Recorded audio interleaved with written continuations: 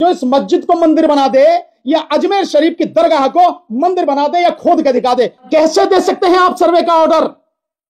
और कैसे उस ऑर्डर को आप सही ठहरा सकते हैं जब ये कानून कह रहा अबे विष्णु शंकर या और भी कोई, क्या इस कानून से बड़ा है तू? या तेरे जैसे जितने भी हैं क्या कानून से बड़े हैं? वो क्या देश कानून से चलेगा या तेरे सपने से चलेगा या किसी के सपने से चलेगा?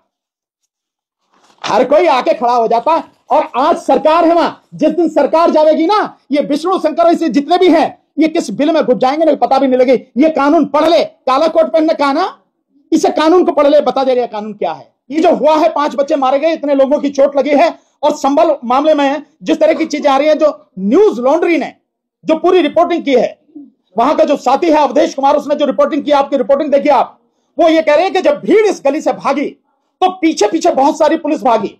अब भीड़ तो निकल गई, लेकिन पुलिस वाले जो हैं उन घरों में जाके उनके दरवाजे तोड़ के, उनकी खिड़कियां तोड़ के, उनमें रखा हुआ सामान, चाहे वो वॉशिंग मशीन हो या कुछ भी हो, उनको तोड़कर और वहां ढूंढ रही है।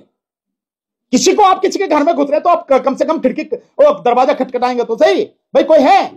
और यही नहीं, आप देखिए एक महिला जो करी, महिला कह रही है कि मेरी बेटी को खींच कर ले गए। पूछा कहां है? चंदौसी थाने में रखा हुआ है। बेटी को खींच के ले गए। अरे उसका क्या कसूर था?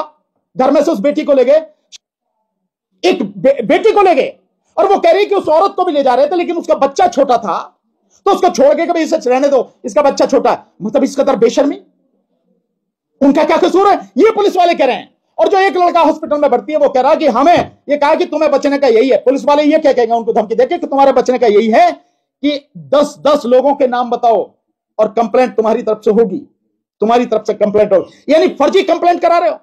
और जब एसएसपी से वो पूछ रहा तो एसएसपी कह रहा कि 7 एफआईआर हुई है। अरे घटना एक है तो 7 एफआईआर कैसे होंगी भाई? और उसमें ये मजेदार बात बता रहा कि 4 एफआईआर जो हैं वो लोगों की तरफ से हैं और 3 एफआईआर पुलिस की तरफ से हैं। और एक और आपने देखा होगा उसी वीडियो में एक बात है कि जो जिस शाही मस्जिद पर झगड़ा हुआ है, एक लड़के को गोली वहां नहीं मारी गई, एक लड़के को दूसरी जगह मारी गई। कैसे मारी गई? दूसरी जगह झगड़ा तो वहां हो रहा था। क्या ये सारे सवाल नहीं है? क्या ये गंभीर सवाल नहीं है? लोगों को जिस तरह से मारा गया है, जिस तरह से सारी चीजें हुई हैं, और पुलिस वालों को भी चोट लगी, ये घटना जिसके लिए कलेक्टर, एसएसपी, ये सारे लोग जो, और सबसे ज्यादा जिम्मेदार वो अदालत जिसने आदेश किया सर्वे का। लेकिन अब कोर्ट में से कहा जा रहा है कि जो एएसआई है, एएसआई के अनुसार तो उस जामा मस्जिद में एएसआई के अंडर आता है तो उसमें कुछ कंस्ट्रक्शन या कुछ मॉडिफाई नहीं कर सकते, लेकिन उसमें मॉडिफिकेशन है। मॉडिफिकेशन की बात ही नहीं है भाई। नहीं, अब तो आप जो चाहे तर्क दे दो आप भाई, तर्क आपके हैं। क्या बाकी जो लोग हैं उन्होंने जाके देखा है कि तुम जो कह रहे हो? ये तो डिटेल जांच का विषय है, चर्चा का विषय है। दिखा भाई तेरे पास क्या सबूत है? वो तो नहीं है ना। और जब आप हो भी रही है, माना आप सर्वे कर रहे हैं, तो रिपोर्ट आप कैसे पब्लिक कर सकते हैं? आप कैसे सारी चीज कर सकते हैं?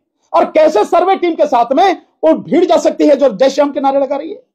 कोई नियम कायदा कानून तो होगा। अगर कहीं किसी को भेजा जा रहा है सर्वे के लिए, एएसआई की टीम जा रही है, तो वो सरकारी अधिकारी कर्मचारी हैं, वो जा सकते हैं। चलो अगर हो गया, हालांकि ये कानून बिल्कुल स्पष्ट रूप से मना कर रहा है, ये कानून गैर कानूनी काम हो रहा, पर उनके साथ में भीड़ के जाने का क्या मतलब है? कैसे जा रही है भीड़? ये सोची समझी साजिश के तहत है। और महाराष्ट्र के हर जिले में लोग सड़क पर निकल रहे हैं। उस गांव में जिस गांव ने वोट दी, पूरा का पूरा गांव, कि हमें एक वोट भी नहीं, वो गांव निकल के सड़क पर आ रहा। इसलिए ये जो मामला बढ़ रहा है, इसमें इलेक्शन कमीशन है, इसलिए बदायूं को उठाया जा रहा है। इसलिए तो जिस तरीके से आप लगातार प्लेसेस ऑफ वर्शिप एक्ट 1991 का मेंशन कर रहे हैं, लेकिन सुप्रीम कोर्ट ने इस पे इसका मेंशन भी नहीं किया जब वो सुनवाई कर रहे थे संभल शाही मस्जिद के दौरान। वो तक टिप्पणी देखने को नहीं मिली सुप्रीम कोर्ट के द्वारा। नहीं, हो सकता है उन्होंने देखा नहीं देखा, मैं नहीं कह सकता, मुझे इसकी पता नहीं है।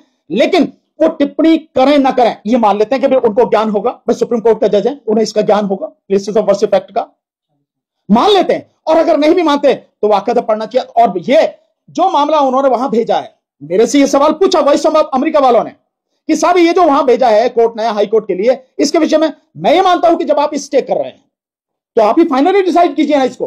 आपको क्या दिक्कत है? उस पिटीशन को जो पड़ी है डिसमिस कीजिए। इस एक्ट का, ये एक्ट कह रहा है ना सब कुछ, सुप्रीम कोर्ट को अपनी तरफ से तो नहीं कुछ कहना ना, ये कानून है, सुप्रीम कोर्ट को कानून लागू करवाना। तो ये कानून जब कह रहा है, इस कानून का हवाला देते हुए आप तुरंत वो जो पिटीशन पड़ी है उसको खारिज क्यों नहीं करते? वो सारी प्रोसीडिंग्स खारिज क्यों नहीं करते आप उसको? तो आप क्यों भेज रहे हैं उसको इलाहाबाद हाई कोर्ट? उसकी जरूरत नहीं थी। सवाल यह है कि जो पिटिशनर है इसमें हरिशंकर जैन, विष्णु शंकर जैन है, ये बाप बेटे हैं, करीब 120 ऐसे केस इनके पास हैं जिनमें ये याची बने हुए हैं, चाहे काशी हो, मथुरा हो, चाहे अजमेर शरीफ हो, चाहे ये संभल हो, तो ये तो पूरा बवाल फैल जाएगा सर देश में। इनको रोका कैसे जाएगा? देखिए, रोका जाएगा या तो कानून के अनुसार सुप्रीम कोर्ट रोके, नहीं तो इस देश की पब्लिक को खड़े होना पड़ेगा, पब्लिक को रोकना पड़ेगा। 120 केस है सर पूरे। मैं कह रहा हूं 120 क्या 1020 हो, क्या फर्क पड़ता है? कानून से ऊपर तो नहीं है। ये इतनी देर का काम है, 120 नहीं 1 लाख केसेस भी हो, ये कानून कहता है कि नो, कुछ नहीं, सारी कार्रवाई बंद, कुछ नहीं होगा। और मैं कह रहा हूं ये मैंडेटरी प्रोविजन है, सेक्शन 3 और सेक्शन 4 के मैंडेटरी प्रोविजन है। और करता ये दोनों जो बाप बेटे कर रहे हैं, इन्हें पकड़ के जेल में डाल देना चाहिए, 3 साल तक की सजा और जुर्माना है, ये करना चाहिए, इनका काम ये करना चाहिए। कोर्ट का काम है ये कि जो इस देश में बवाल खड़ा करने की कोशिश कर रहे हैं, पर क्यों कर रहे हैं, इसके पीछे है आरएसएस। ये बाप बेटे कुछ नहीं कर सकते, इनकी औकात कुछ नहीं है।